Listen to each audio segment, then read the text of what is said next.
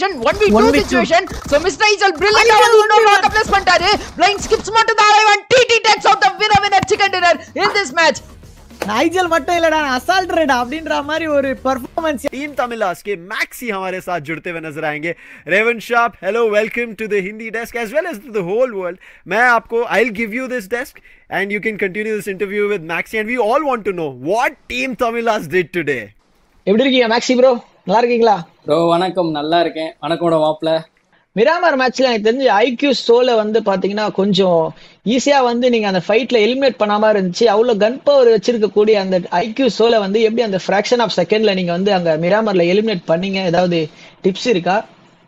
So எங்களுக்கு DPP advantage இருந்தது சொல்ல போனோம்னா. மேண்டி வந்து பார்த்தீங்கன்னா ஒரு நேட் நாக் எடுத்தான். ஸோ ஒரு நேட் நாக் எடுக்கும்போது எங்களுக்கு வந்து ரொம்ப ஈஸியாக இருந்தது. டக்கு டக்குன்னு ஃபாக்ஸ் எல்லாருமே க்ளோஸ் இன் பண்ணிட்டோம்.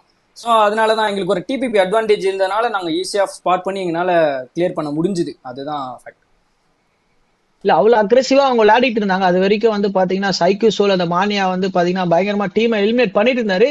பட் உங்க கூட ஃபைட் பண்ணும்போது மட்டும் அவங்க அப்படியே கொஞ்சம் ஈஸியா வந்து எலிமினேட் ஆன மாதிரி தெரிஞ்சிச்சு. இல்ல நீங்க அவ்வளவு அக்ரெசிவா போட்டு அவங்களை அடிச்சிட்டீங்களா அப்படின்றதுதான் கேட்டேன். அதுதான் உண்மை. ஏன் அப்படின்னா நம்ம கிட்ட வந்து நம்ம பிளேயர்ஸ் எல்லாருமே ஸ்ட்ராங். ஸோ உங்களுக்கு தெரியும் ஈஸியாக நம்ம ஐஜிலே வந்து பொலபலம் பொழக்கிறவர்.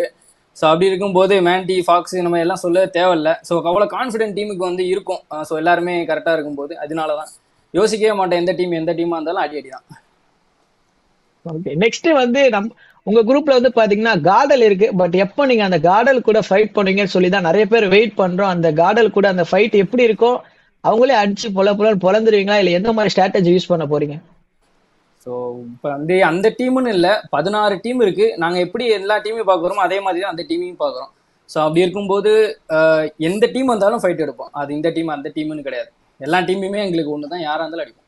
அதுக்கப்புறம் அந்த ஐஜிஎல் வந்து அந்த சேனாக்ல எப்படி நீங்க எங்கேயோ இருந்தீங்க ஜோன்ல, எல்லாரும் என்ன நினைச்சாங்கன்னா சேனாக்ல அவ்வளவுதான் டிடி எலிமினேட்டட், இதுக்கப்புறம் இவங்க என்ன பண்ண போறாங்க அப்படின்ற மாதிரி இருந்துச்சு. எப்படி கடைசியா அந்த தண்ணியில வந்து அந்த மேல ஏறினீங்க? எப்படி அது ஐஜிஎல் என்ன சொன்னாரா இல்ல நீங்களே ஒரு முடிவு எடுத்து வந்துட்டீங்களா அந்த இடத்துக்கு?